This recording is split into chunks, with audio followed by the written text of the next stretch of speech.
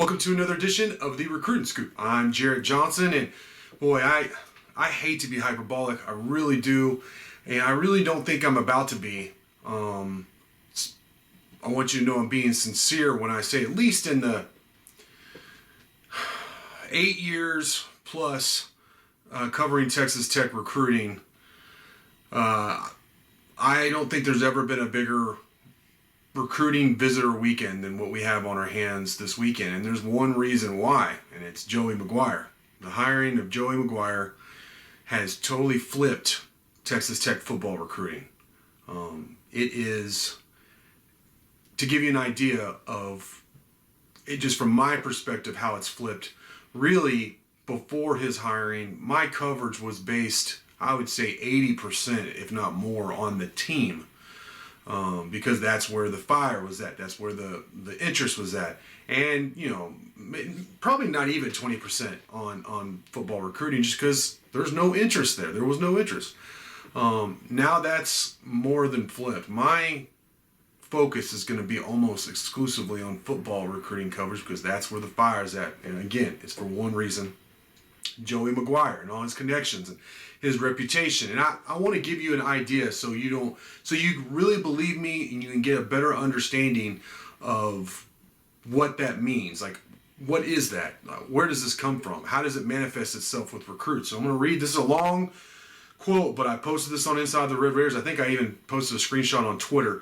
And this crystallizes the way recruits, players, other Texas high school football coaches, how they view Joey McGuire and why Texas Tech football recruiting is going to be fire, probably as long as Joey McGuire is the head coach here on the South Plains.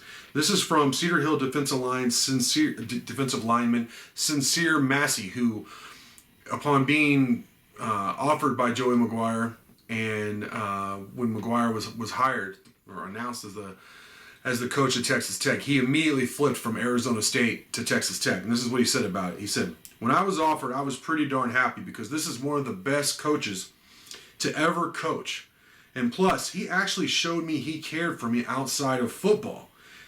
He checked up on me after football season, making sure I was good and made sure I was staying on my grind. And it was a no-brainer. As soon as he offered, I knew I was decommitting on the spot. He really didn't say anything. Neither did he have to, because I know him enough and trust him 1,000%, and our relationship is great. He doesn't just coach, but he is another father figure and mentor. That's what I love most about him." I mean, that really hammers it home. This Sincere Massey dude is a bad man. He's like 6'5", 280, has Power 5 offers from all over. It's the kind of guy that would be highlighted on, a lot of Tech's recruiting classes because of the position he plays and all that, where he's coming from. And this is, he was one of two Cedar Hill defensive linemen to commit that first night. Of course, that's not even counting cornerback Jalen Peoples, also from Cedar Hill. And then, you just go down the list. Tech has 5 commits already, from 3 from the 2022 class and 3 from the 2023 class. Already since McGuire took over just a couple weeks ago. And then now, like I said, we're on the verge.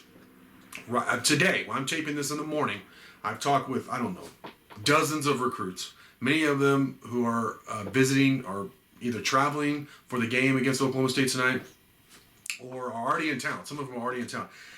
There are literally too many for me to go over. This would take forever. But I want to give you an idea and outline it, and then some of the notable guys. First off, there are dozens of recruits, like I said, coming from the 2022 through the 2025 classes. There are at least 6 4-star prospects that I've confirmed. I expect there to be more, both of those things I said. At least 6 present Tech commits. And some of those notables, the people I have my eye on that are visiting. One is 2022 Katy 3-star linebacker Ty Kana. He decommitted from USC. I think Tech's in a really good spot with him. Should be interesting to follow his recruitment, and definitely be Tech fans. If you do this sort of thing, definitely show him some love on social media. 2022, there's a couple of TCU commits.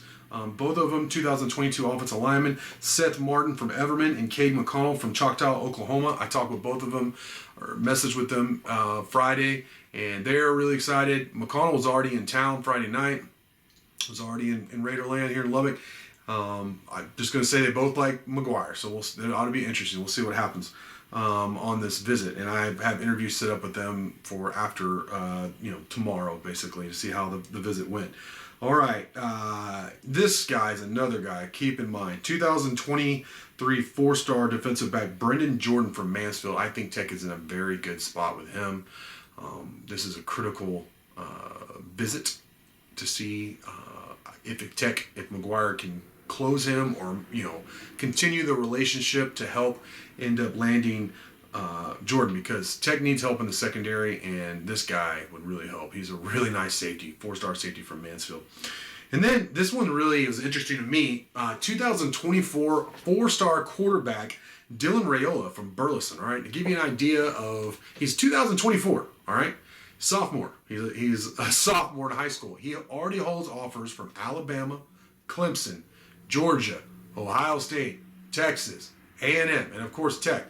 So him and some of his buddies teammates from Burleson are going to be in town. And I mean, obviously you have really stiff competition and it's unlikely that you land a guy with those kind of offers, but just to get him in town, to establish that relationship, and if you don't land him, some of his buddies who are good players at Burleson, you have a good shot with them. So that's just, it's good to get that kind of talent, that kind of star power in Lubbock. And I'm telling you, like I said, I've confirmed 6 4-stars, all right? Confirmed.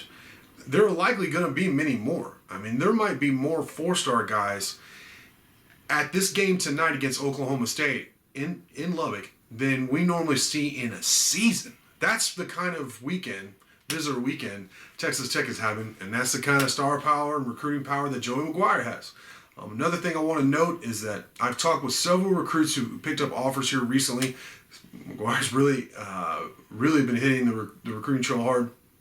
But a lot of this has transpired where his friends, coaches throughout the state, high school coaches, basically have called McGuire and gotten his players on the phone to call McGuire, contacted that way, of course, but have initiated, you know what I mean, where these relationships where, hey, I got this really good player, you should check him out, here's his film, or you're interested, okay, well, we're going to call you later and then you can offer him. I mean, that kind of relationship, and I've said this before, I said this on the mailbag, is invaluable. I mean, it's so important to what we're talking about, and relationships being key and recruiting. It's just,